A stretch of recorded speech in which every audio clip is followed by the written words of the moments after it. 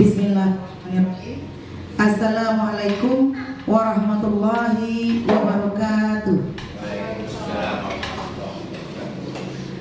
Yang terhormat Ibu Kepala UPT SDN 05 Sungsungkai, yang kami hormati Bapak Ibu Majelis Guru yang hadir pada hari ini. Alhamdulillahirabbil alamin, wassalatu wassalamu ala asrafil anbiya'i wal mursalin wa ala alihi wa sahbihi rasulillahi ajmain.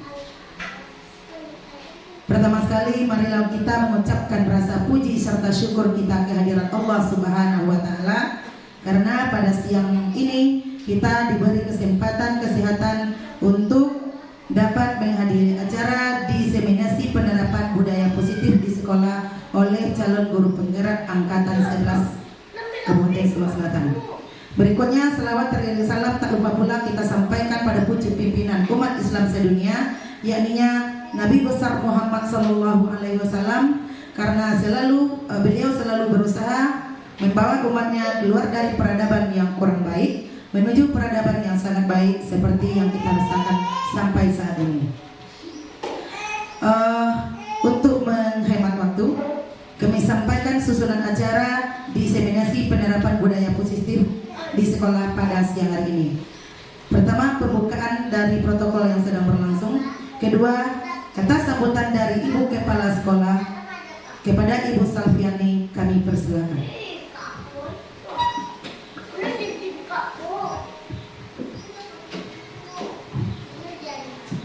Assalamualaikum warahmatullahi wabarakatuh. Waalaikumsalam warahmatullahi wabarakatuh.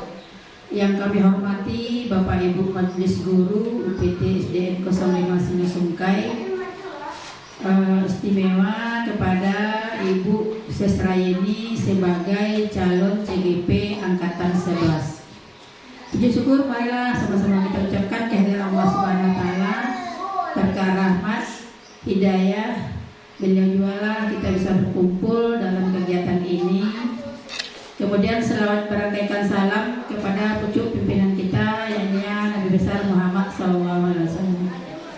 Baiklah Bapak dan Ibu semuanya, pada hari ini salah satu dari guru kita SDN 05 Sungsungkai mengadakan kegiatan diseminasi calon guru penggerak yang kedua ya.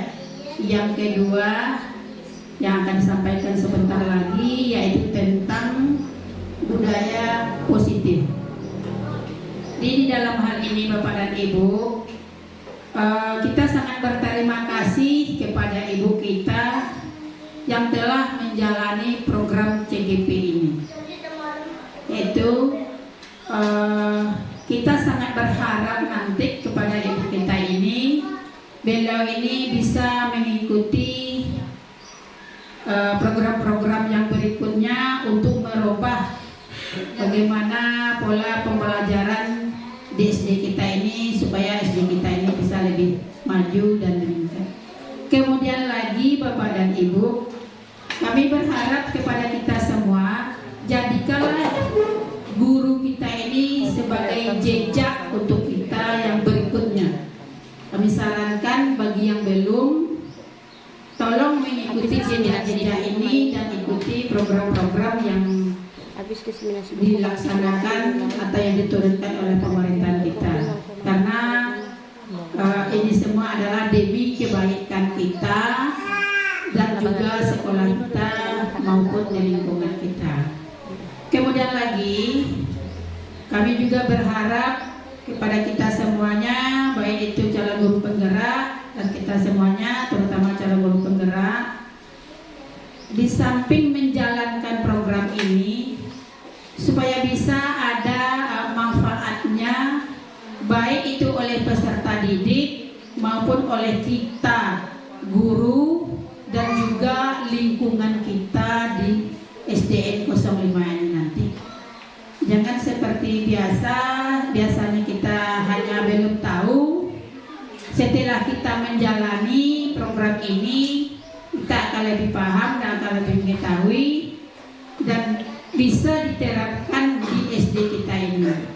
Baik itu tentang proses pembelajarannya, P5-nya, dan juga tentang menghadapi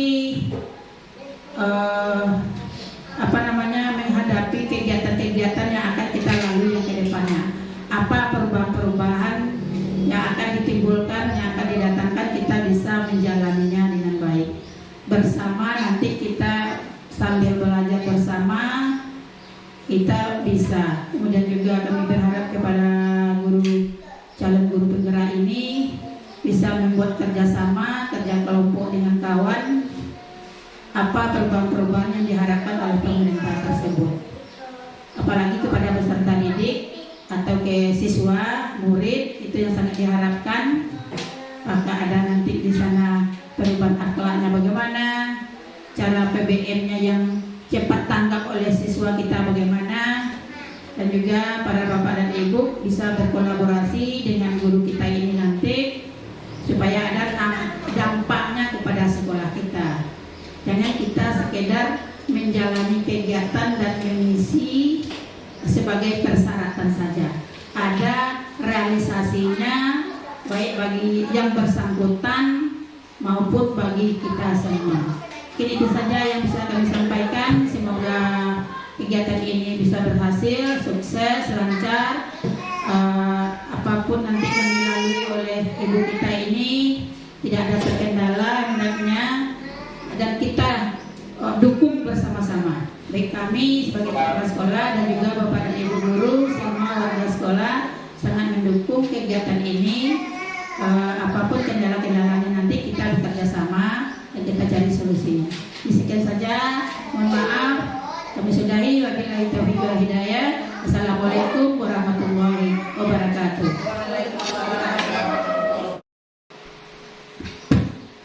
Terima kasih kita ucapkan kepada Ibu Kepala Sekolah yang telah memberikan sedikit arahan tentang kita tentang CGP berikutnya. Sebelum kita masuk kepada pemaparan budaya positif oleh CGP Angkatan 11, alangkah baiknya kita bersama-sama membaca basmalah. Bismillahirrahmanirrahim demi kelancaran acara kita berikutnya. Acara kita penyampaian atau pemaparan budaya positif oleh calon. Assalamualaikum warahmatullahi wabarakatuh. Waalaikumsalam warahmatullahi wabarakatuh. Puji dan syukur marilah sama-sama kita ucapkan kehadiran Allah Subhanahu wa taala yang telah memberikan kita kesempatan untuk dapat berkumpul dalam rangka menyebarkan pemahaman dan penerapan pengalaman aksi nyata budaya positif oleh saya Sesrayeni SPD dari UPT SD Negeri 05 Sungai Sungkai, calon guru penggerak Angkatan 11 Kabupaten Sorong Selatan. Salawat berkaikan salam kita doakan kepada Allah Subhanahu wa taala semoga selalu tercurah kepada baginda Rasulullah sallallahu alaihi wasallam. Allahumma shalli ala sayyidina Muhammad wa ala ali sayyidina Muhammad. Yang terhormat Ibu Kepala UPT SD Negeri 05 Sungai Sungkai, Bapak Ibu rekan majelis guru yang hadir pada kesempatan kali ini. Sebelumnya saya mengucapkan terima kasih banyak kepada Bapak Ibu yang sudah mau berpartisipasi dalam membantu saya untuk menyelesaikan pendidikan sebagai calon guru penggerak Angkatan 11 Kabupaten Sorong Selatan. Dan mohon maaf nanti Bapak Ibu dari penyampaian saya mungkin ada yang tidak pada tempatnya, itu mutlak kesalahan dari saya.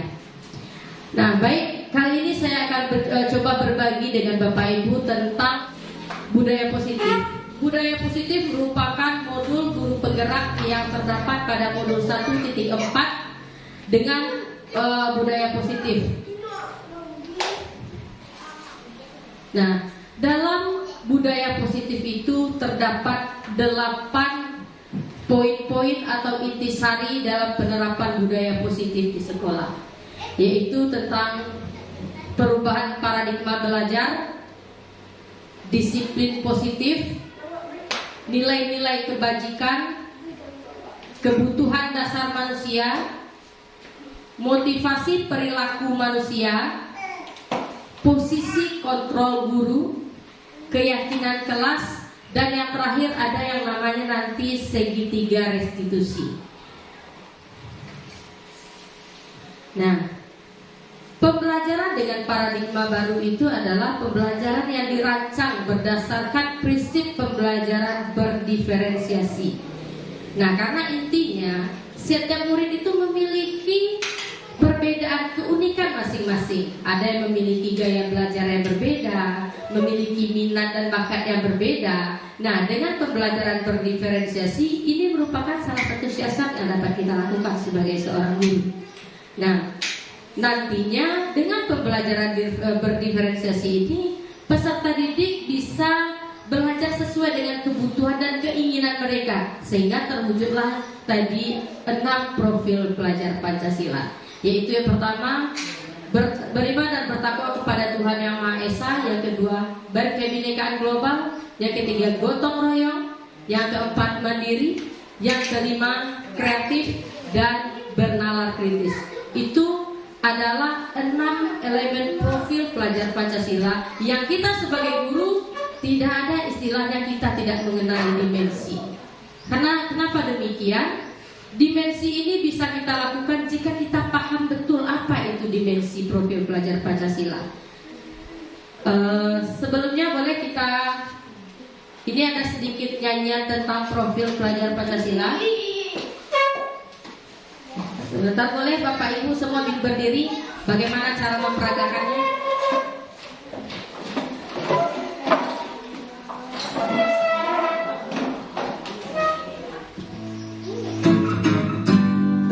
Nah, boleh semua Bapak Ibu kita ikuti lagunya.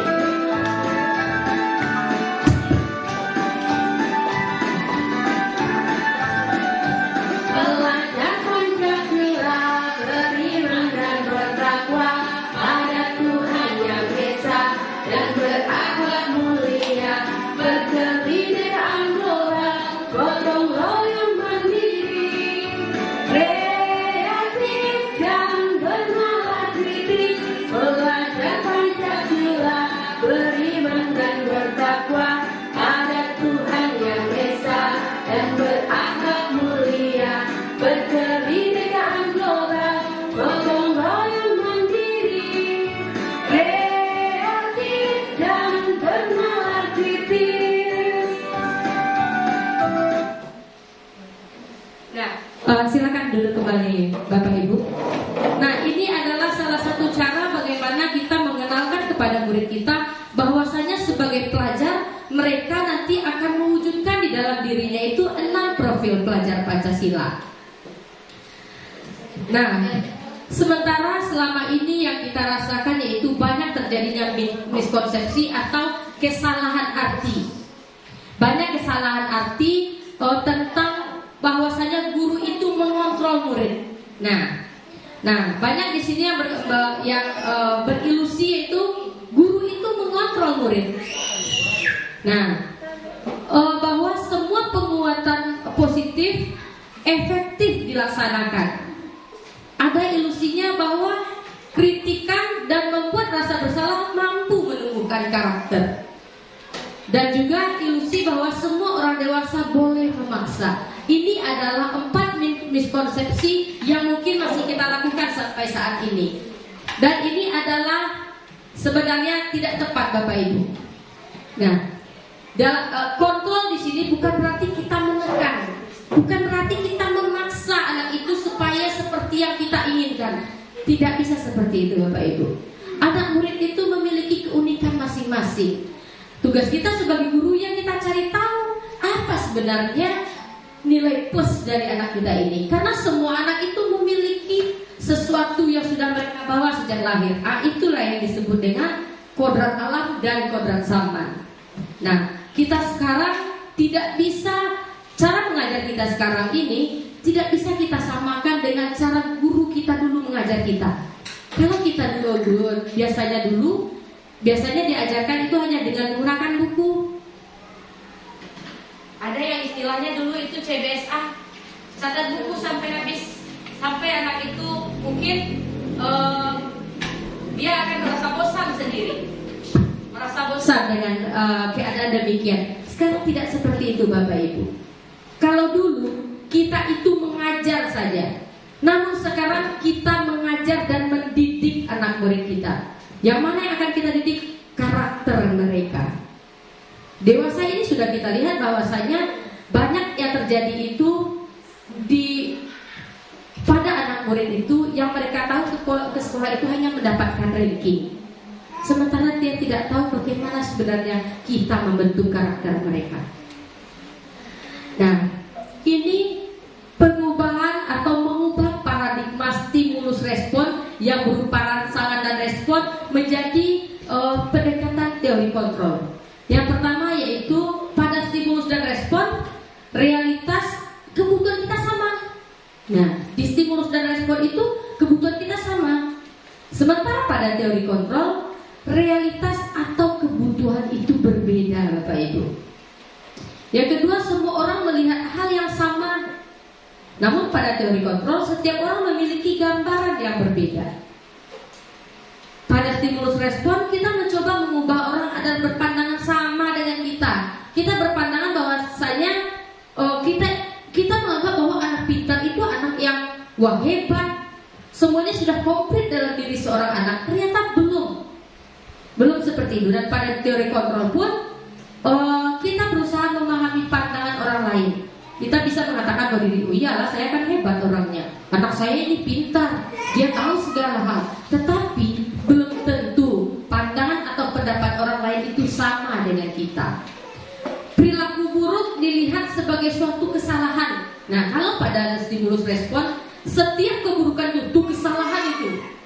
Sementara berbeda dengan teori kontrol, semua perilaku memiliki tujuan tersendiri. Kadang kita kan tahu anak itu berbuat kesalahan, wah ini buruk ini anak ini tingkah lakunya. Sementara kita tidak tahu apa sebetulnya kebutuhan yang mereka inginkan agar tercapainya budaya positif tersebut. Nah, orang lain bisa mengontrol saya. Berarti kalau seperti itu kita guru bisa mengontrol anak murid. Sebenarnya bukan begitu, Bapak Ibu. Nah, yang bisa mengontrol diri kita adalah kita sendiri.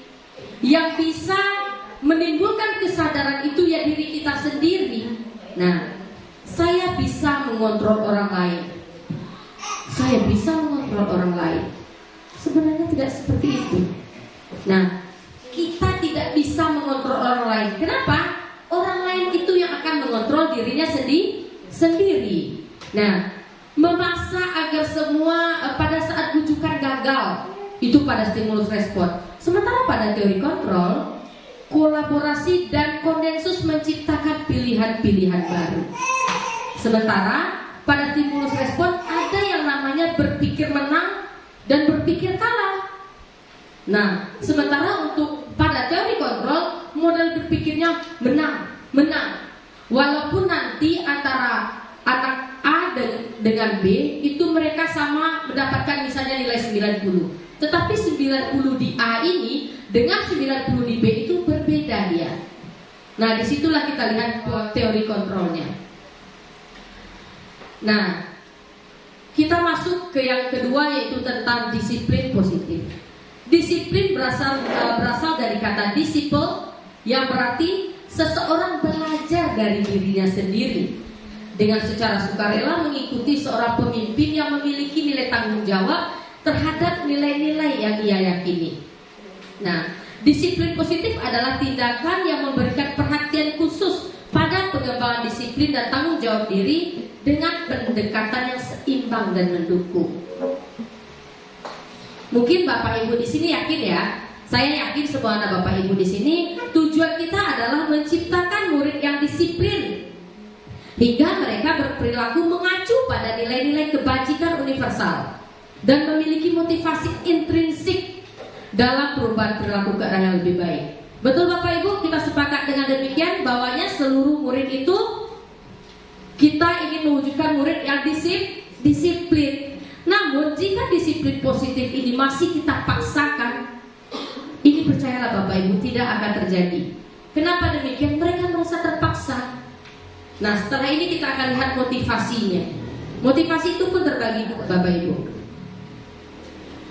Nah, ini adalah nilai-nilai kebajikan yang disepakati. Nilai-nilai kebajikan ini tidak memandang ras, tidak memandang suku, tidak memandang jenis kelamin, tidak memandang agama dan juga latar belakang.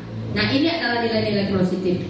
Contoh nilai kebaikan pada institusi atau organisasi seperti kita di sekolah, yaitu ada namanya profil pelajar Pancasila, yaitu beriman dan bertakwa pada Tuhan Yang Maha Esa dan berakhlak mulia, berkebinekaan global, gotong royong, mandiri, kreatif, dan bernalar kritis. Jadi ini adalah 6 profil pelajar Pancasila. Ini adalah bagian dari nilai-nilai universal yang harus muncul dari dalam diri peserta didik, harus muncul dari dalam diri mereka sendiri. Nah, selanjutnya dari ABO Primary Years Program atau PYP, itu ada namanya toleransi, rasa hormat, integritas, mandiri, menghargai, antusias, empati, keingintahuan, kreatif, kerjasama, percaya diri, dan komitmen. Mungkin di dalam kelas Bapak Ibu sudah banyak terjadi yang seperti ini ya. Ada anak yang toleransi, ada anak yang ketika dia belajar temannya cuma 1.000 sementara dia 10.000, dengan sukarela diberikan uang kepada temannya. Dan ada juga teman itu yang menghargai orang lain, walaupun temannya berbaju yang tidak, mungkin pagi itu orang tuanya sangat sibuk sekali, jadi anak itu tidak sempat bajunya digosok. Ada anak yang menghargai temannya dengan tidak mengejek. Nah, itu dia salah satu nilai kebajikan yang terjadi. Dan juga mandirinya murid kita ini, ketika melihat sampah, dengan kemandiriannya dia mau sendiri mengutip sampah tanpa harus keluar perkataan dari kita untuk mengutip sampah. Selanjutnya ada keterampilan hidup atau life skill. Nah, Bapak Ibu, sekarang kita berada pada poin 4.0 dan sebentar lagi akan di 5.0, 4.0 sekarang dan akan ke 5.0. Manusia yang memiliki life skill atau keterampilan hidup itu akan menjadi orang yang sukses di masa depan. Kenapa?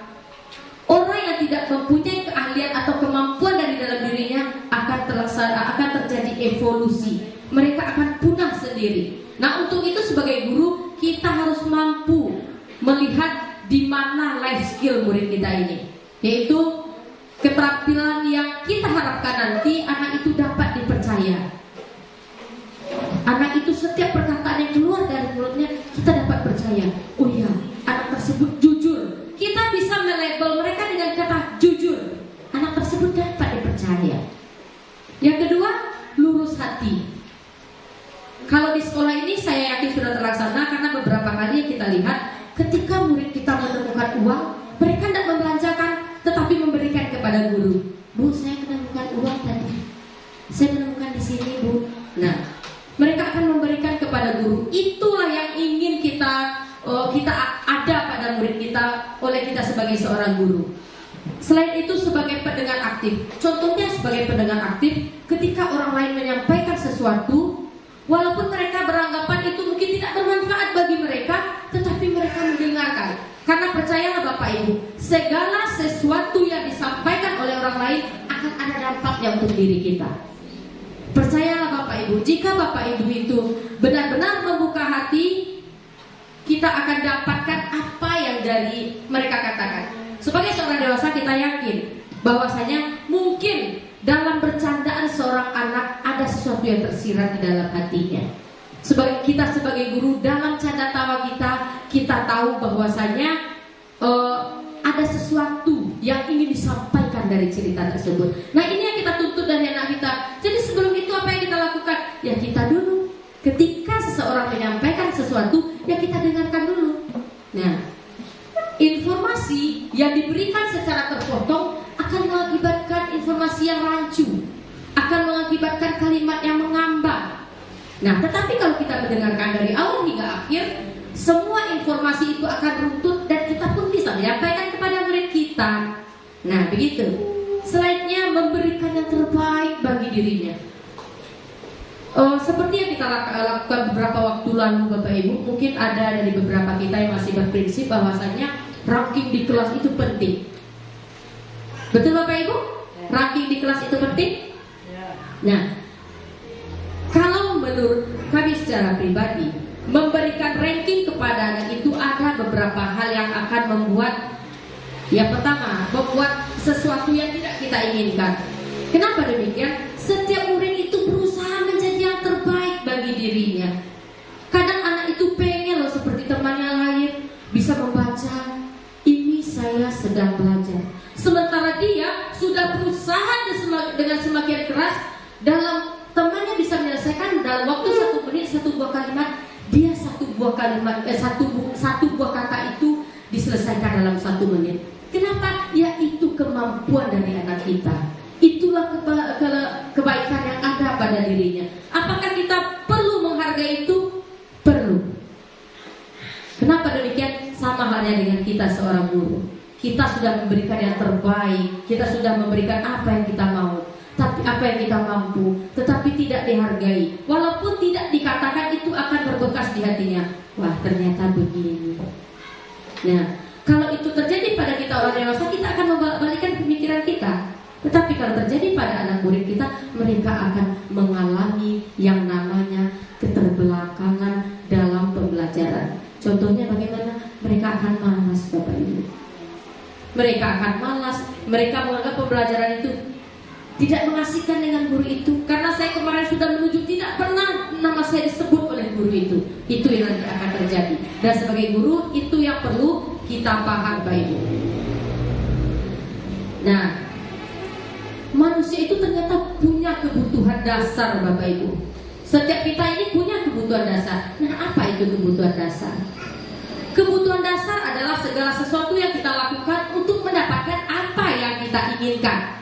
Seluruh tindakan yang kita lakukan memiliki tujuan tertentu, dan semua usaha terbaik yang kita lakukan dalam rangka memenuhi kebutuhan dasar manusia. Nah, kebutuhan dasar manusia ini, Bapak Ibu, terdiri dari 5. Apakah ini sudah terlaksana di kelas Bapak Ibu, kita akan lihat. Dan kenapa sampai saat ini masih ada anak yang malas untuk belajar, kita akan lihat. Apakah 5 dari kebutuhan dasar sebagai manusia sudah Bapak Ibu penuhi terhadap anak Bapak Ibu masing-masing? Yaitu ada 5 kebutuhan dasar manusia. Yang pertama, bertahan hidup. Bertahan hidup atau survive. Nah, yaitu pada saat bertahan hidup, yang ingin dipenuhi itu adalah makanan, pakaian, tempat tinggal. Itu adalah kebutuhan kita sebagai manusia untuk bertahan hidup. Yang kedua, tentang penguasaan, tentang harga diri, tentang keinginan untuk dianggap dan berprestasi. Itu adalah kebutuhan.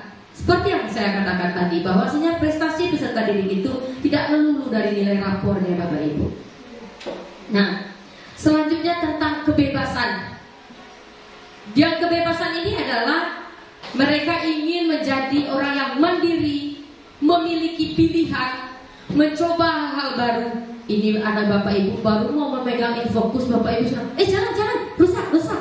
Nah, berarti Bapak Ibu sudah mengekang dia, tidak memberikan kebebasan kepada dia. Sementara jika Bapak Ibu berikan hal seperti ini dan Bapak Ibu ajarkan, saya yakin mereka juga bisa melakukan. Karena saya sudah cobakan di kelas 5 yang lama, setiap saya melakukan kegiatan infokus ini tidak pernah saya yang pasang lagi, mereka yang memasang.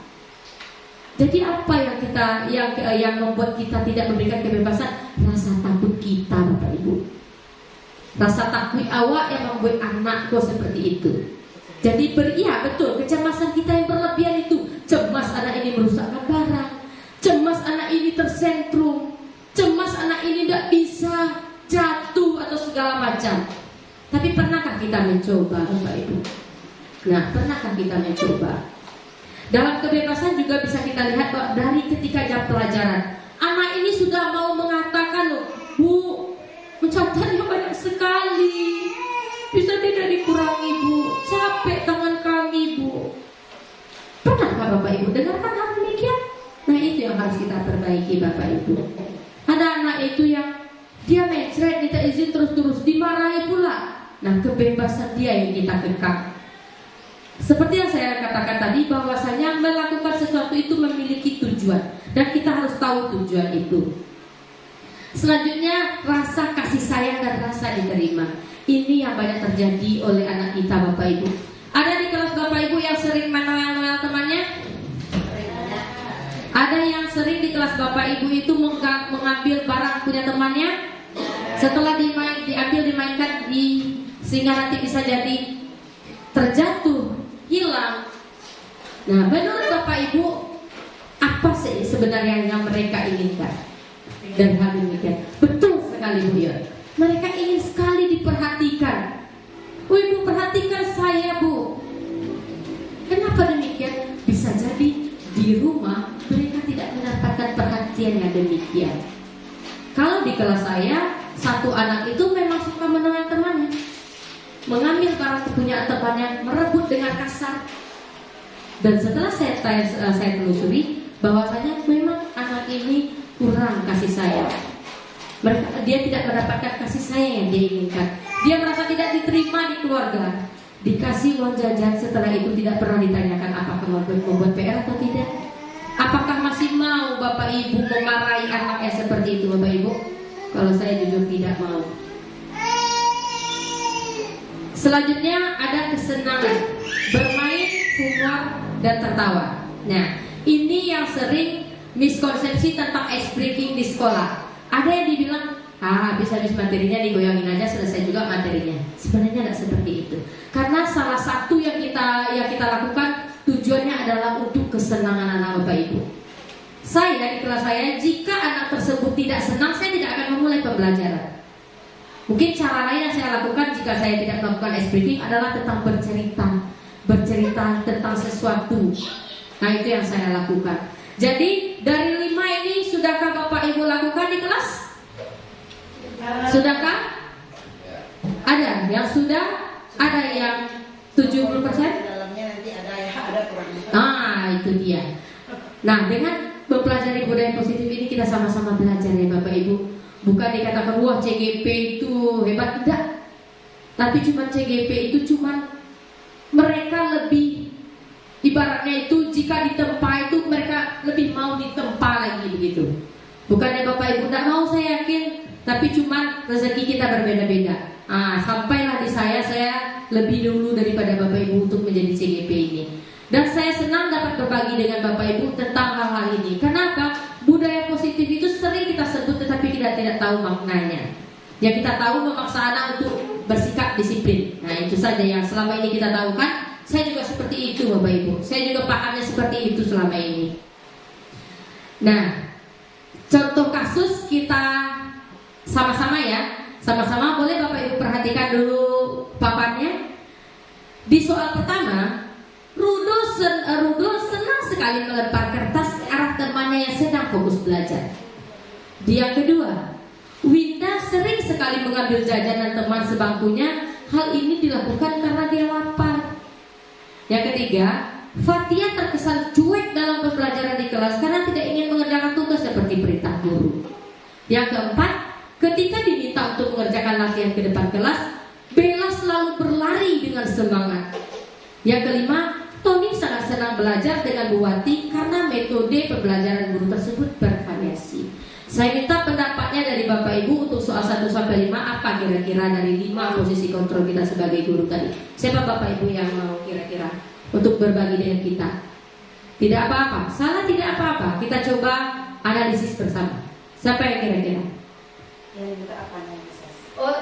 Teori posisi kontrol tadi. Manakah di situ dia yang sebagai yang ini?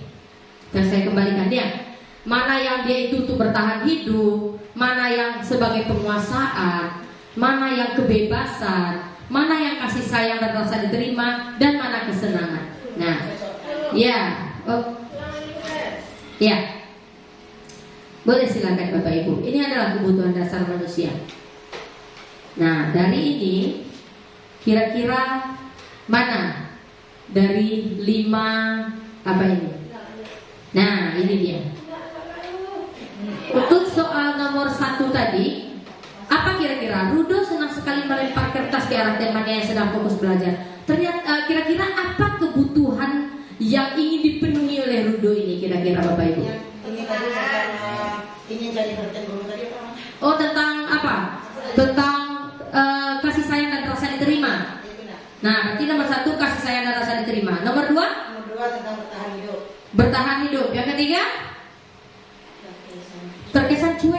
pembelajaran dia tidak ingin mengerjakan tugas seperti diperintah guru. Yang mana itu? Kebebasan. Yang keempat, ketika diminta untuk mengerjakan latihan ke depan kelas, Bella selalu berlari dengan semangat. Berarti Kesenangan.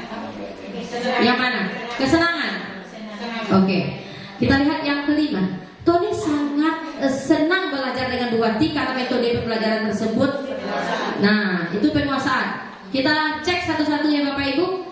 Untuk Rudo, dia kebutuhan yang dia inginkan itu adalah ini dia. Kasih sayang dan merasa diterima. Nah, kenapa kita lihat demikian? Karena dengan melempar kertas dia butuh perhatian. Dia butuh kasih sayang. Berarti dia selama ini tidak dapat kasih sayang. Jadi di sekolah dia lakukan hal demikian untuk mendapatkan kasih sayang dari gurunya. Nah,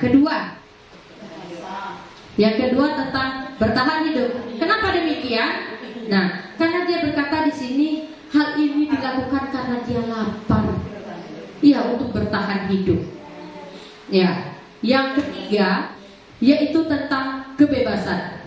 Dia tidak ingin diperintah guru itu, tapi dia pengennya berikan tugas, tapi berikan kebebasan kepada dia untuk membuat tugas. Itu yang diinginkan oleh Fatia ini.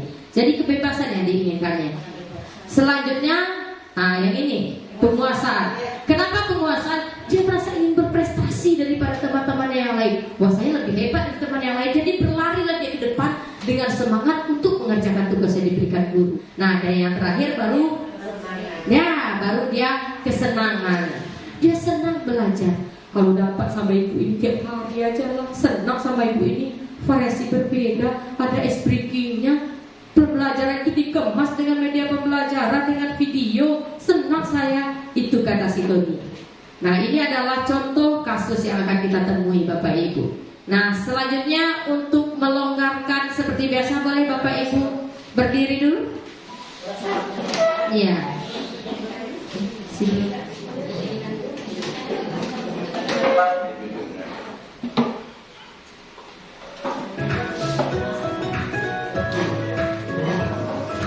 Boleh kita ikuti ya Bapak Ibu ya?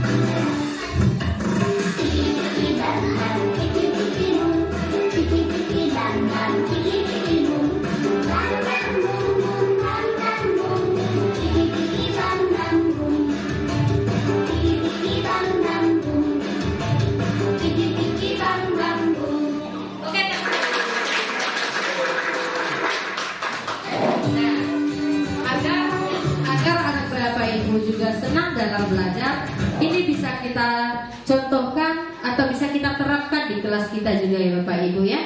Salah satunya lagu tentang Tiki Tiki Bam Bam Bum. Nah, selanjutnya seperti yang saya katakan tadi, bahwasanya motivasi itu terbagi atas dua Bapak Ibu, yaitu motivasi yang pertama adalah motivasi ekstrinsik. Nah, itu kita sudah paham bahwasanya di luar, ya, dari luar dirinya. Jadi dalam motivasi ini, apa yang sebenarnya diinginkan oleh murid itu? Yang pertama, untuk menghindari ketidaknyamanan atau hukuman. Iyalah, kerjakan sajalah tugas dari ibu itu, daripada kena hukum nanti. Ya kita kerjakan sajalah, walaupun sekali soalnya yang dikerjakan, walaupun nanti mungkin gak diperiksa, kerjakan sajalah daripada menulis 100 baris, capek tangan kita. Nah itu yang dia lakukan kalau ekstrinsik. Dan yang kedua, untuk mendapatkan imbalan dan penghargaan dari orang lain. Nah bisa saja sebagai guru kita mengatakan, nanti bikin tugas ya nak ya. Yang bikin tugas itu 3 tugas yang mengumpulkan paling awal dan betul semua, ibu kasih nanti reward. Nah, ibu kasih penghargaan nanti nak. Nah mungkin dia melakukan itu karena itu motivasi ekstrinsik ini, dia melakukan agar dapat imbalan. Nah kalau sudah tidak ada imbalan, apakah masih muncul kira-kira motivasi ekstrinsik ini?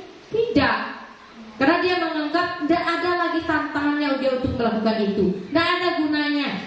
Dikerjakan juga tugas nanti, paling juga nggak dapat apa-apa dari ibunya, juga nggak dapat pujian kita.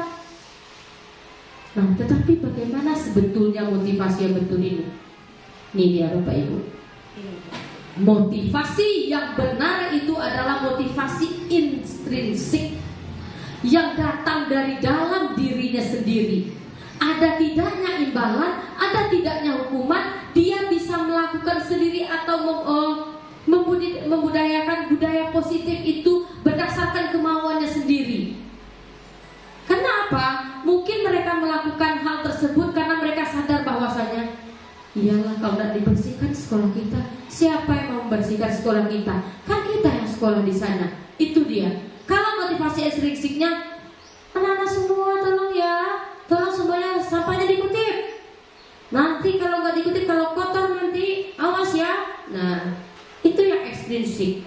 Jadi sebenarnya intrinsik ini yang perlu kita munculkan dari murid kita Bapak Ibu. Kesadaran dari dalam dirinya. Jika Bapak Ibu mengatakan, susah itu. Kalau ada mindset di Bapak Ibu itu susah, dia akan susah Bapak Ibu. Kalau ada mindset di Bapak Ibu itu bisa ini walaupun pelan-pelan, bisa dengan pelan-pelan. Kalau sudah kita cap anak ini sebagai anak yang buruk, tidak akan pernah dia akan berubah menjadi baik di mata kita. Karena judge pertama dari kita itu anaknya udah buruk.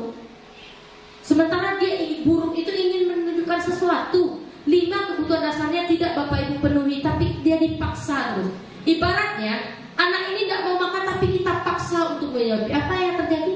Muntah dia.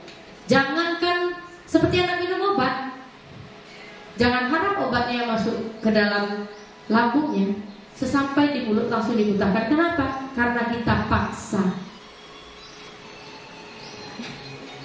Nah, selanjutnya di dalam keseharian kita sebagai guru, ada yang namanya hukuman, ada yang namanya konsekuensi, dan ada yang namanya restitusi. Kalau hukuman ini Bapak Ibu tidak terencana, ketika anak ini berbuat tidak baik kepada temannya, langsung ini, gak itu kamu pukul dia. Kalau kamu dipukul gimana? Langsung itu yang kita lakukan tanpa terencana kalau hukuman ini. Dan sifatnya satu arah. Kalau kita sudah menghukum murid, berani murid menghukum kita? Enggak bakal berani dia. Jangankan murid, ibu Kemsek aja memberi hukuman kepada kita, berani kita melawan Kemsek? Enggak loyal Bapak Ibu. Nah ini dia, begitu pula murid Bapak Ibu. Dia hukuman itu berupa psikis atau fisik, yaitu berupa verbal dan non-verbal. Contoh verbal, tuh kata-kata Bapak Ibu, kamu ini selalu datang terlambat, gak diajari sama anakmu ya? Gimana kamu ini? Tiap hari kemudian kamu terus ini yang terlambat. Hei yang lain, anak ibu semua, jangan contoh dia ya, yang sering terlambat, tiap hari terlambat gara-gara dia ini. Itu yang sering kita lakukan Bapak Ibu. Dan yang kedua, non-verbal. Non-verbal itu cubit dia, kita tepuk pantatnya. Itu berupa berupa hukuman non verbal. Selanjutnya ada juga yang namanya konsekuensi. Konsekuensi itu terencana atau disepakati sesuai peraturan. Nah ini masalahnya, disepakati sesuai peraturan. Nanti kita akan tahu Bapak Ibu, di mana posisinya peraturan dan di mana posisinya nanti keyakinan atau kesepakatan. Kemudian murid, walaupun konsekuensi ini dibuat secara bersama, anak menjalankan ini tetap tidak nyaman. Mereka akan terpaksa juga. Aduh. Waalaikumsalam Pak. Aduh anak ini. Aduh. Nah, tulis saja lah itu 1 lembar tuh. Iyalah Bu, dikerjakan saja. Itu yang terjadi sama anak-anak kita. Mana pernah kita mengetahui anak ini terlambat gara-gara apa? Pernah kita tanya? Pernah kita langsung menjatuhkan hukuman dan konsekuensi kepada dia. Selanjutnya, sikap guru itu memonitor. Dilihat anak terlambat. Tahu kan? Kalau sudah terlambat gini apa konsekuensinya? Iya Bu, nanti saya disuruh menulis 1 halaman. Setelah itu, iya istirahatnya kurangi 10 menit Bu. Itu konsekuensi. Nyaman anak Bapak Ibu tidak? Kita istirahat cuma 15 menit. 10 menit udah kita pangkas. 5 menit baru berlari dari sini ke lapangan, udah habis waktunya. Berarti tidak nyaman dia melakukan ini. Nah, yang terakhir ini adalah yang namanya restitusi. Pernah Bapak Ibu dengar restitusi? Pernah? Pernah mempraktekannya kira-kira? Nah, kita akan cari tahu apa sebenarnya restitusi ini. Restitusi itu menciptakan kondisi baik bagi murid untuk memperbaiki kesalahan. Proses kolaborasi untuk mengajarkan murid untuk mencari solusi. Jadi restitusi ini berupa diskusi antara kita dengan guru, antara murid dengan guru, atau antara orang tua dengan murid, dengan anaknya. Setelah dia berbuat kesalahan, apa kira-kira nanti? Bagaimana cara kamu memperbaiki nak? Nah kita akan bertanya dengan baik-baik. Nah itu sebetulnya yang betul, bukan hukuman dan bukan juga konsekuensi. Nah, wah ini Bapak Ibu. Kalau seperti ini, saya harap semua Bapak Ibu benar-benar melihat ini ke yang saya tampilkan ini. Selain 5 kebutuhan dasar manusia, masih ada 5 posisi kontrol yang tanpa kita sadari sebagai seorang guru sering acap kali kita lakukan ini. Yaitu yang pertama sebagai penghukum, yang kedua sebagai pembuat rasa bersalah, yang ketiga sebagai teman, yang keempat pemantau. Kita memantau. Dan yang terakhir adalah sebagai manajer. Nah, jadi bukan hanya ibu kepala sekolah yang sebagai manajer kita, kita sebagai guru juga menjadi manajer bagi anak murid kita. Nah, 5 posisi kontrol guru yang pertama itu adalah penghukum. Seorang penghukum bisa menggunakan hukuman fisik maupun verbal. Akibat dari posisi penghukum ini akan menimbulkan dendam bagi murid kepada guru, sedangkan bagi murid akan memiliki dampak negatif terhadap psikisnya. Nah, contoh dari posisi penghukum ini, ketika anak murid kita tidak membuat tugas setelah disepakati dalam kesepakatan kelas, dia tidak membuat tugas. Yang posisi penghukum yang Bapak Ibu lakukan mungkin menstrap dia di depan kelas, tidak boleh masuk. Sudah diberitahu, masih juga terlambat. Mana tugasmu? Saya tidak bikin Bu.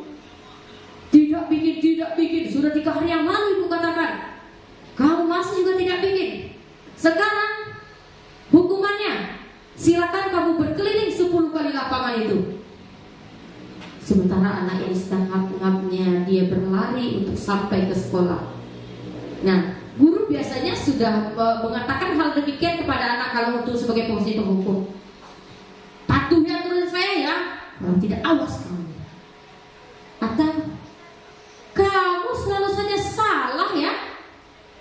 Atau juga selalu ini pasti yang terakhir kali selesai ini.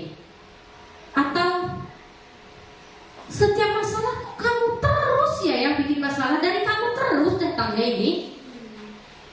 Bingung Ibu sama kamu. Kapan sih kamu tidak berbuat salah? Itu posisi penghukum Bapak Ibu. Saya tidak mau tanya tanya Bapak Ibu sudah dilaksanakan atau tidak, tetapi kembali ke Bapak Ibu, lakukanlah refleksi terhadap diri Bapak Ibu. Pernahkah Bapak Ibu lakukan hal demikian? Nah, yang kedua ada yang namanya pembuat rasa bersalah. Pada posisi ini biasanya guru akan bersuara lebih lembut. Pembuat rasa bersalah akan menggunakan keheningan dan tapi membuat merasa orang lain itu tidak nyaman dengan pembuat rasa bersalah. Kata-kata yang bisa digunakan begini: Ibu kecewa sekali dengan kamu. Aduh nak, sudah berapa kali ya Bapak harus memberitahu kamu. Gimana coba kalau orang tua kamu tahu kamu berbuat begini? Tahu Bapak Ibu efek dari membuat rasa bersalah itu? Anak itu akan merasa gagal. Ya Allah, gagal saya jadi murid. Ibu saya gimana ya? Sudah kasih jajan tapi saya begini. Kalau murid, kamu kecewa sekali bersama saya. Ya Allah, pada ibu itu yang berikan saya ilmu, tapi kok saya bikin kecewa ya? Aduh, gagal saya. Dia akan merasakan dirinya itu gagal saya. Itu yang membuat orang kadang-kadang berbuat mengakhiri hidupnya sendiri Bapak Ibu, karena rasa bersalah ini yang tidak ada rasanya pengobatan dari rasa bersalah saya ini. Itu yang harus hati-hati Bapak Ibu dalam kelas masing-masing. Kemudian ada yang namanya posisi kontrol kita sebagai teman. Nah, sebagai teman ini, guru pada posisi ini tidak akan menyakiti murid. Kita tidak menyakitinya kalau kita sebagai teman. Namun akan tetapi berupaya untuk mengontrol murid melalui persuasi atau mengajak gitu. Posisi positif akan terjalin hubungan baik antara kita dengan murid. Setiap kita datang pasti murid itu akan bekerja, Ibu. Nah, tercipta hubungan yang baik. Tetapi hal negatif sempat saja terjadi bila suatu saat kita tidak ada untuk mereka. Ketika mereka membutuhkan pertolongan kita, misalnya dia tidak memakai topi pada hari Senin, dia sudah melihat dari jauh. Dia ingin sekali kita membantu, tetapi kita tidak membantu. Akibatnya apa? Saya kira Bapak ini teman saya, Ibu ini teman saya, tapi ketika saya dapat masalah Bapak Ibu ini tidak peduli dengan saya. Itu akibat negatifnya dari teman ini. Nah, biasanya pada hubungan antara teman ini, antara guru dengan murid, itu akan ada kata-kata seperti ini: ayolah bantu dari Bapak. Atau ayo ingat tidak bantu Bapak selama ini. Ada juga, ya sudah kali ini tidak apa-apa, nanti Ibu bantu bereskan. Nah, ini kata-kata yang sering kita lakukan jika Bapak Ibu memposisikan diri sebagai teman. Nah, selanjutnya di posisi keempat ada yang namanya pemantau. Pemantau berarti, memantau itu sama dengan mengawasi. Berarti pemantau itu pengawas kita. Nah, pada saat ini kita mengawasi, kita bertanggung jawab atas perilaku orang-orang yang kita awasi. Posisi pemantau ini berdasarkan pada peraturan-peraturan dan konsekuensi. Nah, posisi pemantau sendiri berawal dari teori stimulus respon yang menunjukkan tanggung jawab guru dalam mengontrol murid. Jadi pada posisi ini kita itu misalnya ada peraturan di sekolah, kamu ingat kan peraturan kita? Jika kamu tidak mengerjakan ini, tahu kan konsekuensinya? Itu kita sebagai pemantau Bapak Ibu. Kita akan mengingatkan kepada murid kita bahwasanya jika tidak mengerjakan ini loh konsekuensinya. Itu akan dilakukan oleh anak murid kita. Itu sebagai pemantau contohnya. Jadi pertanyaan apa sebenarnya yang sering kita ajukan, yang kita berikan kepada murid bahwasanya kita sebagai posisi pemantau, yaitu peraturannya apa? Apa yang telah kamu lakukan? Nah, apa konsekuensi atau sanksinya? Nah, itu yang sering kita ucapkan jika kita sebagai seorang pemantau. Dan yang terakhir Bapak Ibu, ini adalah posisi yang paling diinginkan. Ibaratnya jika level ini adalah level 5-nya, level tertinggi yang sangat diinginkan, guru itu menjadi seorang manajer. Nah, manajer adalah posisi di mana guru tersebut berbuat sesuatu bersama dengan murid, mempersilahkan murid mempertanggungjawabkan perilakunya, mendukung murid agar dapat menemukan solusi atas permasalahannya sendiri. Nah, pada posisi manajer ini Bapak Ibu, kita tidak lagi memberikan hukuman kepada anak kita. Kita tidak lagi membuat rasa bersalah kepada dia. Kita tidak lagi memposisikan dia sebagai orang yang tertuduh begitu. Namun manajer ini kita bisa berposisi sebagai teman, bisa juga sebagai pemantau pada posisi ini.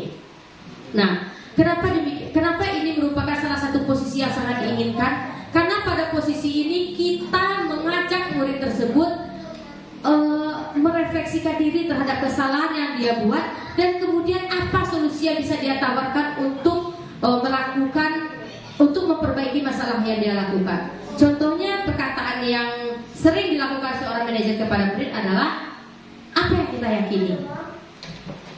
Apakah kamu meyakininya? Jika kamu meyakininya, kamu bersedia memperbaikinya? Jika kamu memperbaiki ini, hal ini menunjukkan apa tentang dirimu? Nah, selanjutnya, apa rencana kamu untuk memperbaiki? Dari posisi manajer, kita tidak pernah memberikan sesuatu kepada murid, tetapi meminta murid untuk menemukan sendiri. Kenapa demikian? Ketika kita menghukum dia, Bapak Ibu, psikisnya sudah kena itu. Psikisnya ketika membuat rasa bersalah juga sudah kena psikisnya. Nah, tetapi pada posisi manajer ini, dia menyadari betul bahwasanya mengambil barang orang lain tanpa meminta itu adalah perbuatan tidak baik. Jadi bagaimana? Tidak boleh mengambil, Bu. Apa yang harus dilakukan?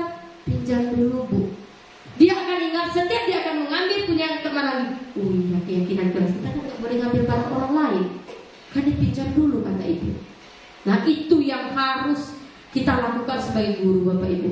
Jangan anak terlambat sudah dari jauh digini-gini, terlambat. Jangan seperti itu. Tapi tanyakan. Saya pernah mendengarkan cerita begini, Bapak Ibu. Seorang anak datang ke sekolah dengan baju yang sangat lusuh. Kemudian dia datang ke sekolah. Sesampainya di sekolah ternyata celana bagian belakangnya robek. Bajunya yang sudah lusuh dikeluarkan untuk menutupi yang tadi. Jadi ketika datanglah guru piket ini, langsung dimarahi anaknya. Apa yang dilakukan anaknya? Malah membentak guru. Jadi terserah aku. Kalau bagi saya, begitu cara guru memposisikan diri sebagai penghukum, dan begitu cara murid, itu tidak salah. Kenapa? Karena kita sebagai guru, sesalah-salahnya murid lebih salah bagaimana kita guru mendidik anak kita.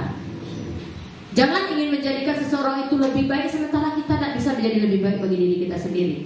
Kita dulu yang perbaiki, Bapak Ibu. Refleksikan dulu diri kita.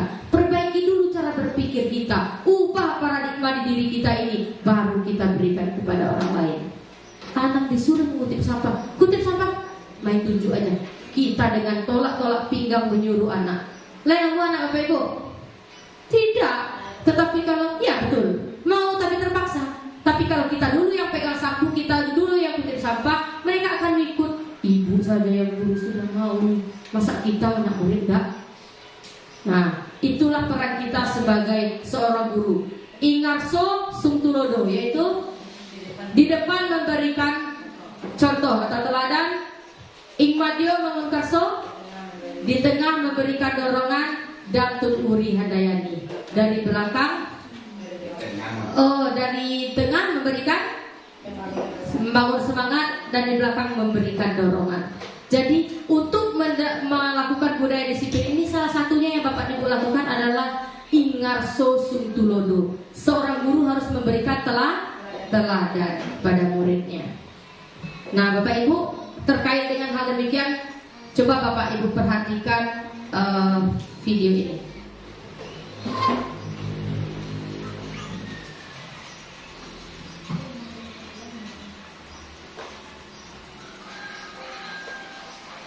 Perhatikan saja Bapak Ibu. Ini artinya di luar negeri, Pak. Ya. Ya. Saya lihat. Tidak. Jangan Bapak Ibu pikirkan dulu sedihnya, tapi pikirkan apa yang dilakukan guru ini sebenarnya. Nah, coba lihat. Nah, tanpa Bapak Ibu bertanya, mana tanganmu?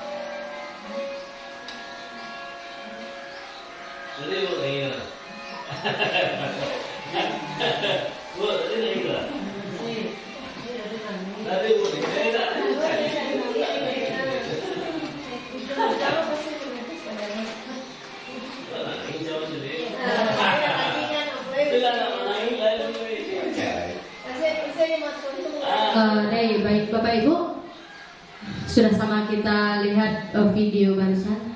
Nah, sekarang saya minta kepada Bapak Ibu satu orang saja yang dapat apa yang Bapak Ibu pelajari dari video ini. Boleh angkat tangannya Bapak Ibu? Apa kira-kira yang dipelajari dari video ini? Tidak apa-apa. Munculkan saja Bapak Ibu, apa kira-kira yang dipelajari? Boleh Bapak Ibu angkat tangannya? Oke, terima kasih atas kesempatan yang diberikan kepada kami. Dari video yang singkat yang diputar oleh calon guru penerang kita, dapat kita ambil pelajaran di sana bahwasanya guru pada video ini, guru hanya melihat satu kesalahan anak, hanya melihat kesalahan anak tanpa mencari tahu akar masalahnya, dan anak sudah melakukan kesalahan berulang-ulang tapi tidak jeli anak apa penyebabnya. Ya, hanya karena kebetulan saja baru si guru mengetahui apa kesalahan. Seharusnya pada kesalahan kedua anak terlambat, seharusnya guru sudah langsung mencari kesalahannya. Mungkin itu yang dapat kami sampaikan. Luar biasa sekali Bu Yon. Benar apa yang dikatakan oleh Bu Yon. Boleh tepuk tangannya Ibu-ibu biar tidak mengantuk kita. Ya. Benar yang dikatakan oleh Bu Yon. Nah sekarang pertanyaan kedua, posisi apa kira-kira yang dipakai oleh Bapak Guru tadi? Penghukum. Bapak Ibu lihat kan, tadi ketika anak itu setelah di roll, dia menunduk di belakang. Dia merasa sedih.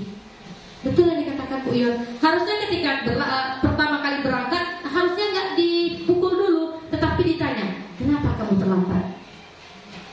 Yang kedua setelah itu, jika masih terlambat, perlu ditelusuri kenapa anak ini bisa terlambat. Nah, dan setelah itu lakukanlah tindak lanjut Bapak Ibu. Jangan menilai anak yang terlambat itu bahwa kesiangan bangun, tidak. Ada anak yang ketika bangun itu mungkin mamanya sedang sakit, disuapi dulu mamanya. Ada yang ketika itu anak bajunya keluar, mungkin celananya robek.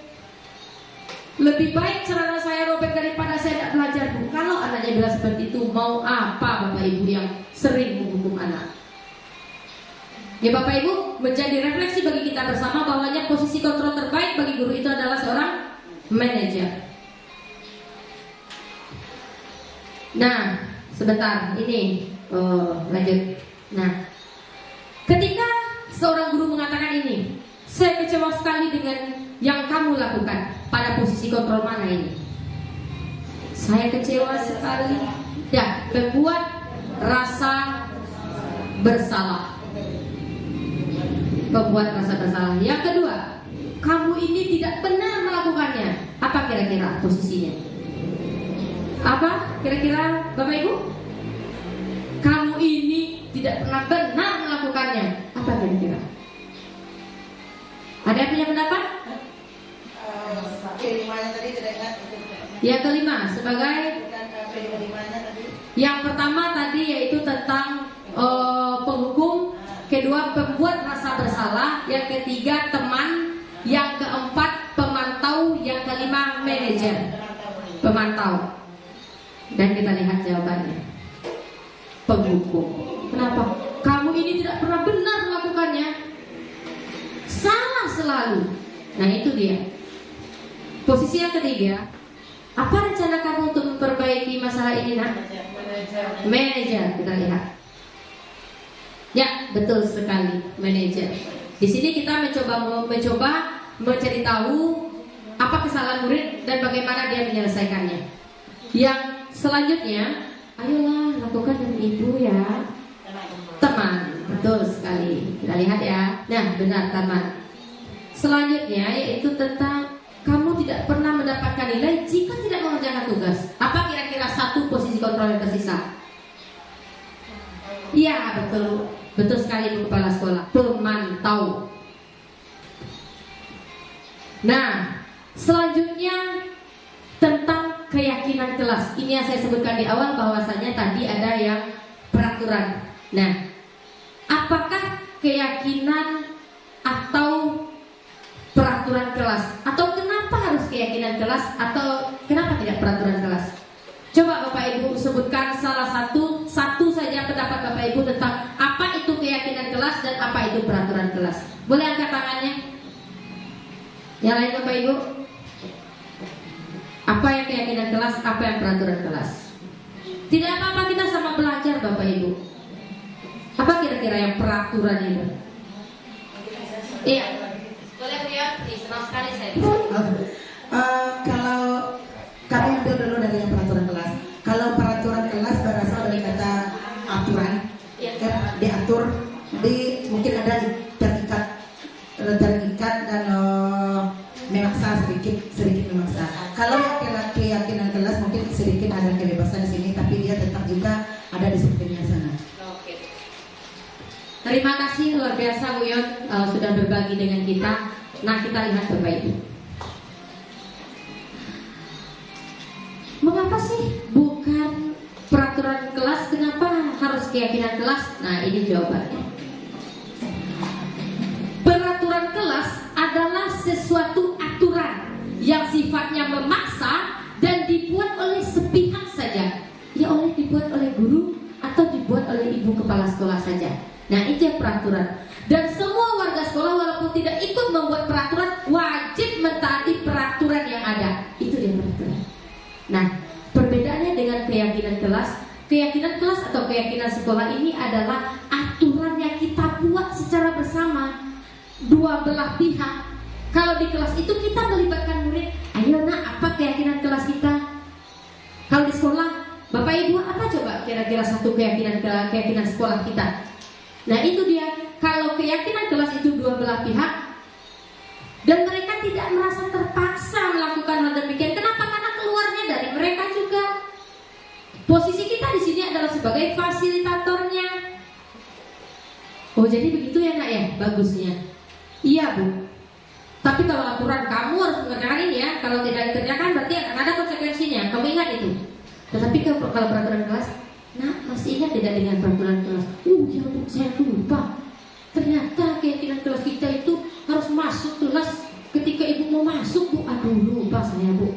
Nah itu yang keyakinan kelas. Mereka merasa bahwa itu yang mereka lakukan tidak baik dan tidak ingin mengulang lagi yang tidak baik itu. Tapi kalau peraturan, ya sabar, saya sabar, besok saya ulang lagi Bu. Nah itu yang terjadi kalau peraturan Bapak Ibu. Otoriter kalau peraturan itu. Tapi kalau keyakinan itu fleksibel. Bisa dirubah keyakinan kelas kita? Bisa dikurangi? Sebaiknya jangan. Tetapi bisa ditambah? Betul, bisa ditambah keyakinan kelas itu. Nah, pembentukan keyakinan kelas itu bersifat abstrak atau enggak nyata. Bisa kita bentakan anak bagaimana menghargai orang itu? Enggak. Kita lihat dari tingkah lakunya kan. Nah, berupa pernyataan universal. Maksudnya pernyataan itu dilakukan begitu. dibuat dalam pernyataan pertanyaan yang positif. Jadi kalau ada di kelas Bapak Ibu itu yang tertempel masih anak dilarang berbicara dalam kelas, dilarang meribut dalam kelas. Apakah itu sudah termasuk keyakinan? Tidak. Misalnya kita ambil contoh salah satu saja. Salah satunya dilarang berbicara ketika guru berbicara. Jika kita jadikan keyakinan kelas, apa kira-kira kata-kata yang mau kita berubah? Nah, menyimak guru saat menyampaikan pembelajaran, itu yang kalimat positif. Kemudian sedikit saja, tak perlu sampai 13-15 Bapak Ibu, cukup 5-6 tapi terlaksana dengan efektif. Itu yang keyakinan kelas. Selanjutnya, sesuaikan dengan kondisi sekolah sehingga kelas sudah diterapkan. Kita berada di area perkebunan sawit. Yang kita buat keyakinan kelas itu dengan anak yang ada di kota. Apakah sesuai Bapak Ibu? Tidak. Kita sesuaikan dengan kondisi sekolah atau kelas kita. Misalnya di kelas kita, ada anak di kelas kita itu yang misalnya kakinya, jarinya hilang 3 misalnya kan. Ketika buka sepatu, anak ini disuruh berbaris. Hei, rapi-rapi, rapatkan kakimu itu, samakan semua. Bagaimana caranya dia menyamakan? Kakinya kurang, jarinya 3. Nah itu dia. Selanjutnya semua warga sekolah dilibatkan. Nah, dilibatkan dalam membuat keyakinan kelas. Jadi semua kita terlibat dalam pembuatan keyakinan kelas. Nah, ada 6 langkah dalam pembuatan keyakinan kelas atau sekolah. Yang pertama, memunculkan peraturan kelas. Oh, jadi keyakinan kelas itu dari peraturan kelas ya Bu? Iya. Dari peraturan itu nanti baru setelah itu kita ubah dia menjadi kalimat positif. Peraturan tadi menjadi kalimat positif. Kemudian menyaringkan keyakinan kelas dengan nilai kebajikan. Apa kira-kira nilai kebajikan yang kita pelajari tadi dengan keyakinan kelas yang kita buat ini? Misalnya anak itu selalu piket tepat waktu. Kalau piket tepat waktu, kira-kira nilai kebajikan apa yang ingin kita tanamkan kepada anak murid kita? Disiplin. Apalagi? Nah, betul dia. Tanggung jawab. Kemudian gambaran perilaku yang mencerminkan keyakinan kelas. Yang anak piket tepat waktu ini berarti tadi dia piket sebelum pembelajaran dimulai. Berarti itu gambaran yang kita nilai. Oh, berarti anak ini sudah mengerjakan piket tadi sebelum obatnya sudah jalan keyakinan kelas kita. Di mana kita melihat keyakinan kelas yang tidak jalan? Ya ketika guru mau masuk, anak itu sibuk dengan piket. Itu dia, berarti dia melanggar keyakinan kelas. Selanjutnya, menentukan peran warga sekolah. Peran warga sekolah ada yang sebagai pemantau atau memonitor di sana. Yang ketika murid dia sebagai pelaku dan guru juga sebagai pelaku. Jangan disuruh anak masuk tepat waktu ya sayang ya. Yang guru ketika jam 7.30 masih mengobrol di kantor.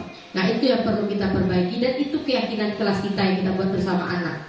Kemudian meninjau ulang atau refleksi dari keyakinan kelas.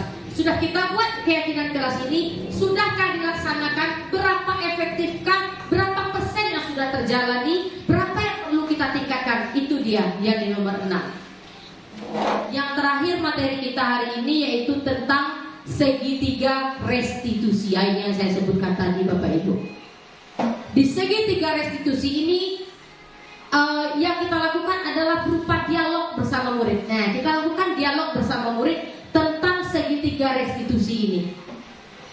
Kita lakukan bersama mereka yang nantinya dari keyakinan kelas atau dari permasalahan yang dia lakukan tadi, dia sadar sendiri bahwasanya perilaku tersebut tidak perlu dia lakukan. Mungkin akan membuat orang lain menjadi terkena dampaknya atau bahkan merugikan dirinya sendiri. Dan setelah melakukan restitusi ini kita murid kita diharapkan untuk lebih kuat nanti karakternya kita ketika di dalam kelas.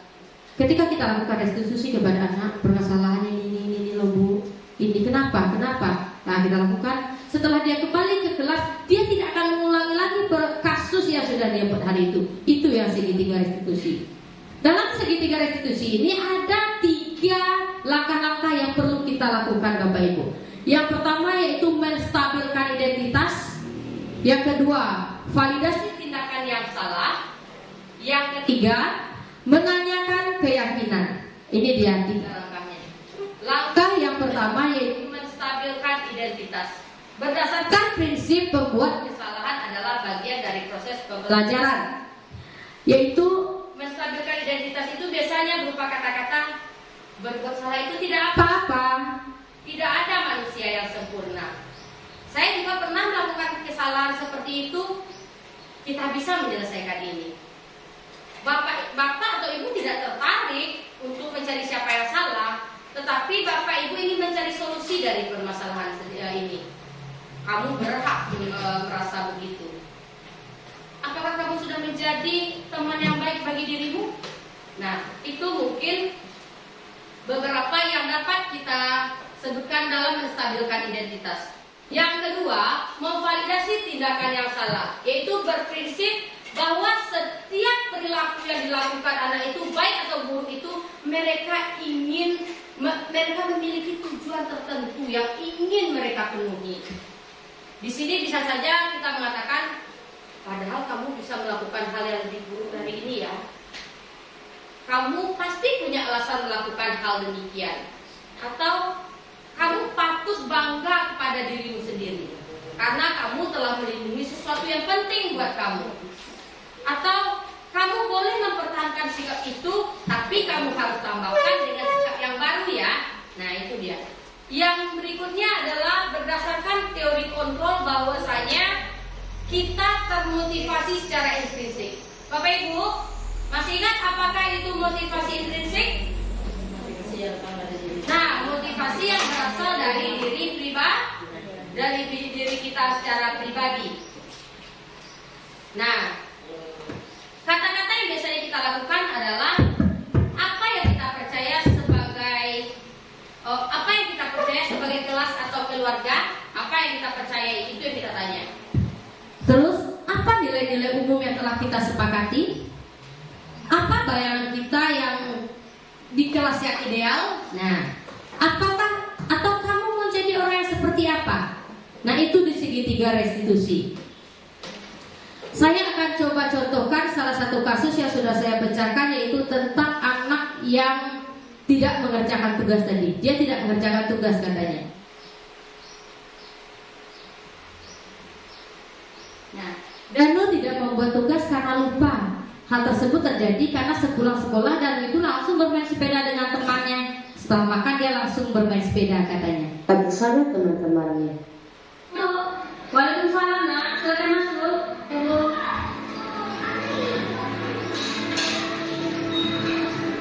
Apa kabar Danu? Alhamdulillah baik Bu. Nah, Danu, tahu tidak kenapa Danu dipanggil ke sini? Tahu Bu, karena saya tidak membuat tugas yang diberikan. Nah, coba jelaskan kepada ibu nak, kenapa Danu tidak mengerjakan tugas ibu? Saya lupa bebaskan saya. Lupa ya? Tidak apa-apa. Kesalahan itu manusiawi lah. Semua orang pernah melakukan kesalahan. Namun, bagaimana kita bisa memperbaiki permasalahan yang sudah kita lakukan? Apakah Danu setuju dengan demikian? Setuju. Nah, Danu, sekarang bagaimana kalau kita cari solusinya sama-sama? Nah, Danu mengerjakan PR pasti punya alasan tersendiri ya. Kira-kira apa alasannya, Nak? Iya Bu, sebelum sekolah saya makan langsung bermain sepeda dengan teman. Sehingga saya lupa mengerjakan tugas karena keasikan bermain. Oh, begitu. Gara-gara bermain sepeda ya? Nah, apakah tidak mengerjakan PR itu termasuk keyakinan kelas kita, Nak? Nah, jadi kira-kira keyakinan kelas mana yang sudah Danu lakukan? Disiplin itu mengerjakan tugas dan mengumpulkan tepat waktu. Nah, benar sekali. Sekarang kalau ibu boleh tahu, sudah berapa kali Danu tidak mengerjakan tugas ini, Nak? 2 kali. Oh, 2 kali. Menurut Danu, mengerjakan PR yang ibu berikan itu penting atau tidak, Nak? Penting Bu, karena dengan mengerjakan tugas saya bisa membuat kembali pembelajaran di rumah. Nah, betul sekali, Nak. Ibu setuju dengan yang Danu katakan. Dengan mengerjakan tugas, Danu bisa melihat kembali pembelajaran yang kita lakukan sebelumnya, dan juga bisa melihat pembelajaran yang akan kita pelajari berikutnya. Dengan demikian, ketika pertemuan berikutnya, Danu tidak ragu lagi karena sudah membaca dari rumah. Nah, kira-kira untuk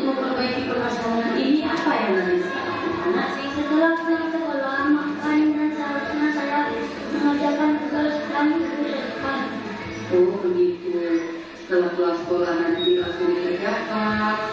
Kira-kira kapan Danu mulai bisa memperbaiki masalah ini nak?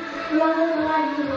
Nah, jadi sepulang sekolah ini nanti, kalau seandainya ada PR yang diberikan atau tugas yang diberikan oleh guru, nah, Danu jangan lupa mengerjakan ya nak ya. Kerjakan setelah makan nanti, setelah kamu pulang kita makan, setelah itu langsung kerjakan tugas. Selain itu nanti juga ibu akan berkoordinasi dengan orang tua Danu untuk membantu Danu mengingatkan untuk membuat PR di rumah ya nak ya. Baik ya Bu. Nah, baik nak, sekarang Danu, ibu bangga sekali dengan Danu. Walaupun Danu tidak mengerjakan PR, tidak mengerjakan tugas, tetapi Danu mampu sendiri mengusahakan solusi bagaimana agar Danu bisa mengerjakan PR ya. Nah, untuk dari sini ke depannya, Danu lebih perhatikan ya nak ya dalam pembelajarannya, dalam membuat tugas. Nah, baik nak, sekarang Danu boleh melanjutkan pembelajaran kembali di kelas ya. Sampai di kelas harus belajar tidak lagi semangat. Oke nak? Oke. Baik nak. Assalamualaikum warahmatullahi wabarakatuh. Saya Fahri Ramadhanu dari kelas 5. Hari ini saya sudah berdiskusi dengan Bu Ses bagaimana seharusnya saya dalam menyelesaikan masalah yang saya hadapi, yaitu mengerjakan tugas sepulang sekolah agar saya tidak lupa lagi mengerjakan tugas. Sekian dari saya. Assalamualaikum warahmatullahi wabarakatuh. Demikianlah tugas. Nah, begitulah Bapak Ibu.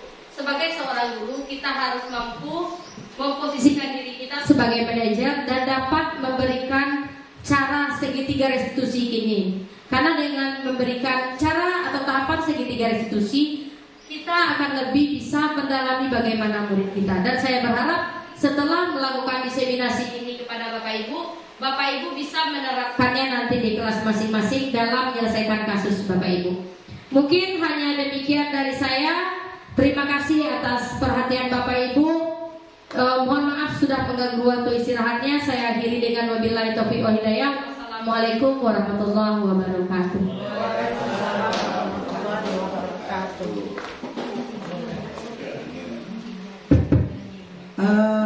Dengan telah selesainya penyampaian pemaparan tentang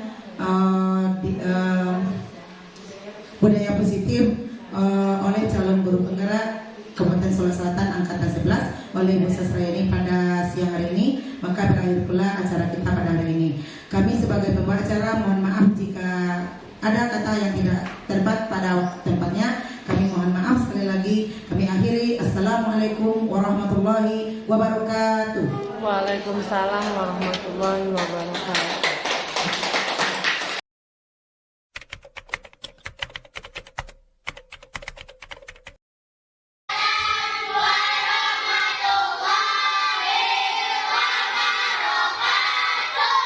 Nah, selamat pagi anak-anak semua. Nah, baik nak, hari ini kita akan membuat yang namanya keyakinan kelas seperti yang kita lihat di depan ini. Nah, Ibu tanya sama kelas 5, sudah pernah dengar belum tentang keyakinan kelas? Oh, belum. Nah, karena belum, silakan semuanya perhatikan ke layar yang Ibu tayangkan ya nak. Apa bacanya di sana? Keyakinan kelas. Nah, karena tadi katanya kelas 5 tidak tahu. Nah, yang disebut dengan keyakinan kelas itu adalah seperangkat nilai dan prinsip yang disepakati bersama siswa dan guru untuk memandu perilaku dan interaksi di dalam kelas. Jadi, nak, keyakinan kelas ini dibuat oleh guru dan juga siswa. Juga siswa. Berbeda dengan peraturan. Kalau peraturan itu hanya dibuat oleh satu orang atau satu pihak saja. Contohnya, untuk di kelas ini yang membuat aturan ibu, tapi seluruhnya wajib mentaati aturan. Nah, kalau di sekolah juga seperti itu contohnya. Jika ibu kepala sekolah membuat peraturan, semua guru dan juga murid itu wajib mengikuti peraturan. Dan ingat nak, peraturan itu sifatnya memaksa kita. Nah, tetapi berbeda dengan keyakinan kelas. Kalau keyakinan kelas ini kita buat secara bersama dan juga nanti kita lakukan secara bersama. Keyakinan kelas ini memiliki tujuan agar terbangunnya budaya positif di lingkungan sekolah. Nah, dengan adanya keyakinan di setiap kelas diharapkan dapat mewujudkan pendidikan dengan 6 dimensi profil pelajar Pancasila. Ada berapa dimensinya, nak? 6. Dimensi yang pertama apa saja? Beriman dan bertakwa kepada Tuhan Yang Maha Esa dan berakhlak mulia. Yang kedua, berkebinekaan global. Yang ketiga, gotong royong. Yang keempat, mandiri. Yang kelima, kreatif. Dan yang keenam adalah bernalar kritis. Nah, 6 profil pelajar Pancasila ini harus ada pada diri anak ibu-ibu sekalian ini. Ya, anak-anak ibu sekalian ini harus punya 6 profil pelajar Pancasila di dalam dirinya masing-masing. Nah, salah satu caranya agar terwujud 6 profil pelajar Pancasila itu dengan keyakinan kelas. Keyakinan kelas ini, nak, sama halnya dengan kesepakatan kelas, yaitu kesepakatan kelas adalah bagian dari keyakinan kelas.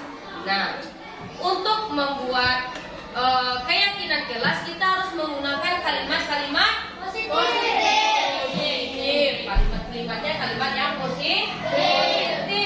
Nah, kemudian keyakinan kelas itu, nah seperti yang dikatakan, bisa kita lakukan dengan membuat kesepakatan kelas. Contohnya salah satu kalimat positif dari keyakinan kelas itu saling menghargai sesama teman misalnya. Ada juga yang bisa contohnya berkata baik dengan sesama teman. Nah, itu contohnya. Nah, sekarang anak bapak ibu akan memberikan stick note. Ini namanya stick note ya, nak? Apa namanya? Stick note. Akan berikan stick note ini kepada anak ibu nanti. Silakan satu orang buat satu kesepakatan kelas yang akan kita jalani. Ingat ya, nak, kesepakatan kelas itu kita buat secara bersama dan juga kita lakukan secara bersama. Jika kita yang membuat aturan tetapi kita pula yang melanggar, berarti kita tidak menghargai diri kita sendiri. Jadi agar kita menghargai diri kita sendiri, apa yang kita lakukan, nak?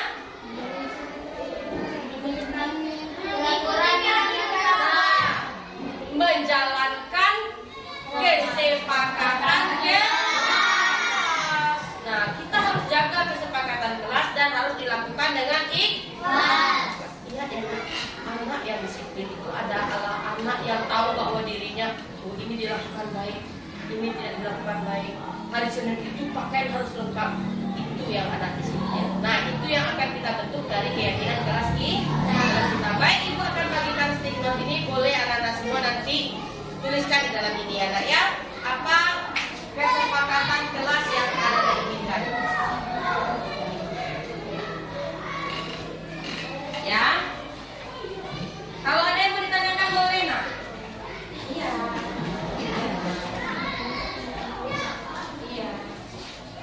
Iya.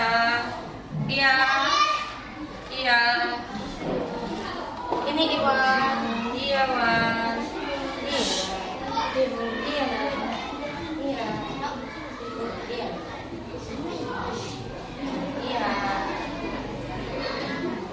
Nah, baik, anak-anak semua sudah terbayang belum di pikirannya apa kira-kira kesepakatan kelasnya?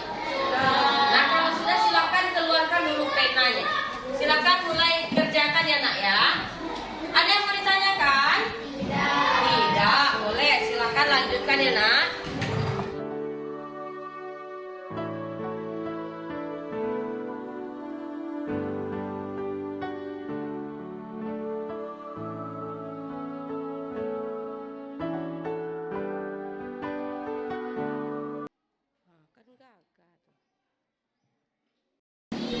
Ya, susun dengan rapi. Boleh gak papa? Nah, pintar kali, rapi-rapi ya nak ya. Yang udah selesai langsung duduk ya. Nah, iya.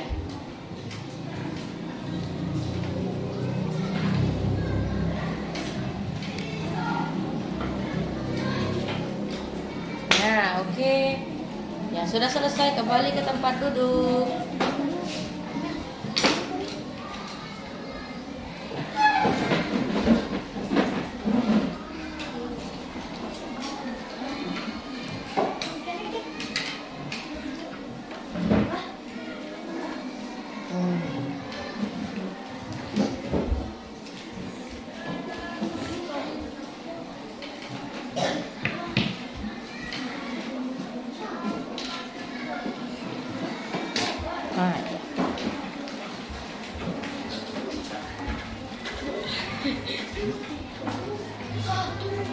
Boleh. Nah.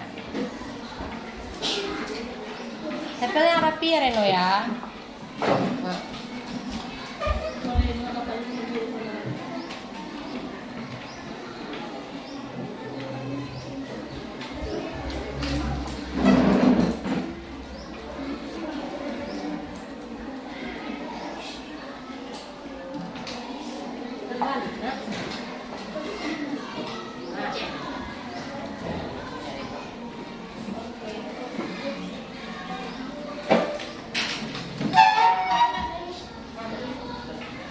Yang lainnya di belakang ya. Lain itu jalan.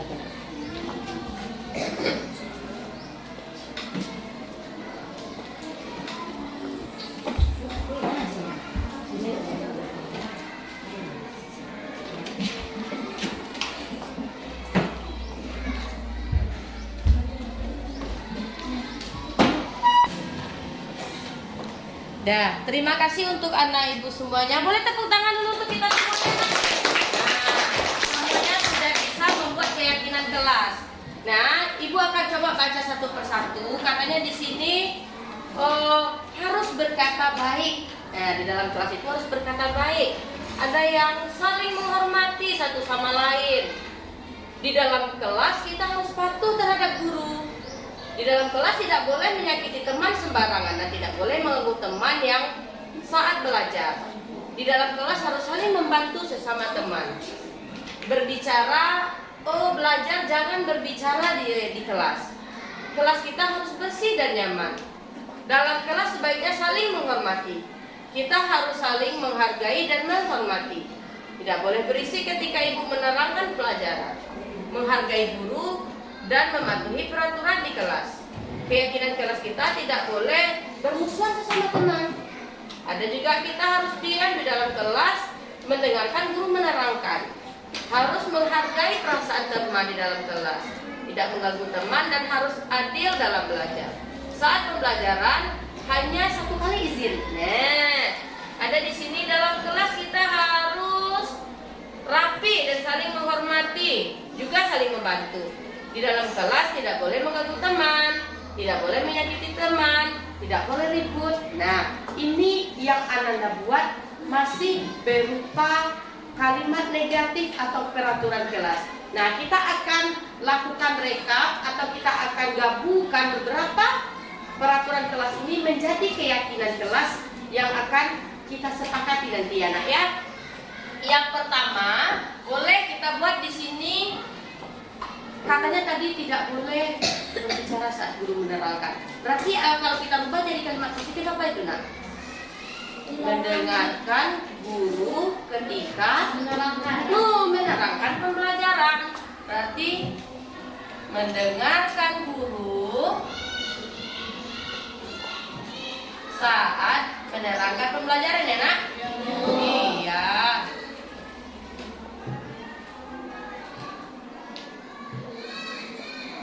Iya, betul sekali.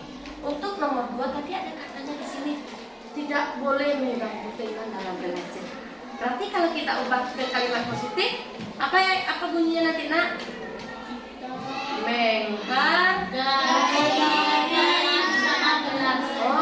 Menghargai sesama teman di dalam kelas. Nah, menghargai guru juga? Ya. Nah, berarti menghargai warga kelas, warga kelasnya ibu dan juga Ananda semua ya nak ya. Apa tadi nak? Menghargai warga kelas. Oh, saling ya nak ya. Saling menghargai warga kelas.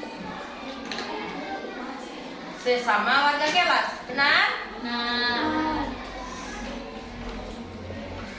Warga kelas. Ada tadi yang bagus sekali. 1 kali jam pelajaran hanya boleh izin 1 kali. Boleh kita pakai itu nak? Boleh. Nah kita masukkan ya. Iya. Oh nggak apa-apa nak. Nggak apa-apa biar aja.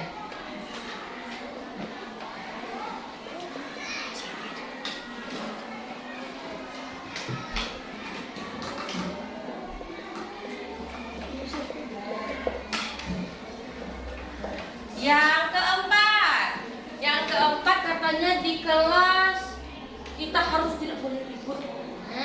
Berarti di kelas itu tidak boleh berisik. Nah, di kelas kita harus berkata, katanya juga tidak boleh berkata kotor. Berarti ketika di dalam kelas kita harus berbicara sopan. Boleh seperti itu nak? Boleh.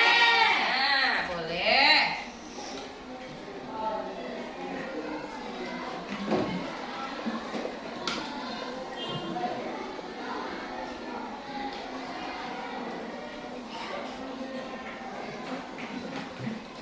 Yang terakhir, yang kelima, katanya tadi kelas kita ini harus bersih.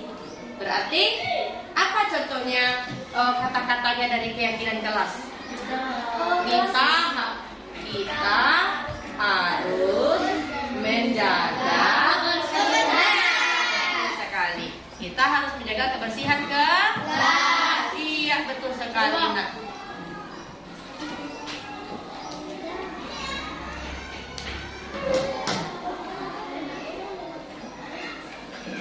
Nah, alhamdulillah kita sudah dapat 5 keyakinan kesepakatan kelas yang harus kita lakukan. Agar terciptanya budaya positif. Berarti kalau mendengarkan saat guru menerangkan, ketika siapapun gurunya yang masuk ke dalam kelas ini harus didengarkan. Yang kedua, kita saling menghargai sesama warga kelas. Yang ketiga, 1 kali pembelajaran hanya izin 1 kali. Kecuali nanti, perut saya sakit, saya mencret, boleh nggak Bu izin lebih dari 1 kali? Apa jawabannya nak? Boleh. Nah, keyakinan kelas itu harus kita lakukan, tapi boleh bersifat menyesuaikan ya nak ya. Nggak mungkin nanti teman kita dia buang air dan di dalam kelas kan kasihan. Kemudian di dalam kelas kita harus berbicara sopan. Salah satu apa contohnya berbicara sopan? Menyebutkan nama teman. Pintar sekali menyebutkan nama teman. Dan yang terakhir kita harus menjaga kebersihan kelas. Nah, kenapa kita harus menjaga kebersihan kelas? Nah, biar nyaman saat belajar. Biar nanti ketika belajar itu enak gitu, bersih. Dan tahukah ada yang pernah dengar begini tidak nak? Kebersihan adalah sebagian dari iman. Ya, pernah dengar nak? Nah, itu yang harus kita terapkan di kelas kita. Oke, anak-anak ibu semuanya, terima kasih banyak atas kerjasamanya pagi ini. Kita sudah bisa membuat keyakinan kelas dengan berbentuk kesepakatan kelas. Semoga dari sini ke atas kita bisa melakukannya dengan baik ya nak ya. Nah, nanti kesepakatan kelas yang sudah dibuat akan ibu printkan dan kita akan tempel di dinding kelas kita, dan semua kita dalam kelas ini akan menandatangani kesepakatan kelas. Boleh nak? Boleh. Nah, pembuatan keyakinan kelas kita pada hari ini. Semoga semuanya berjalan dengan lancar dan kita nyaman belajar di sekolah ini. Ya nak ya? Ya baik nak, ibu akhiri saja. Wabillahi taufiq wal hidayah. Assalamualaikum warahmatullahi wabarakatuh.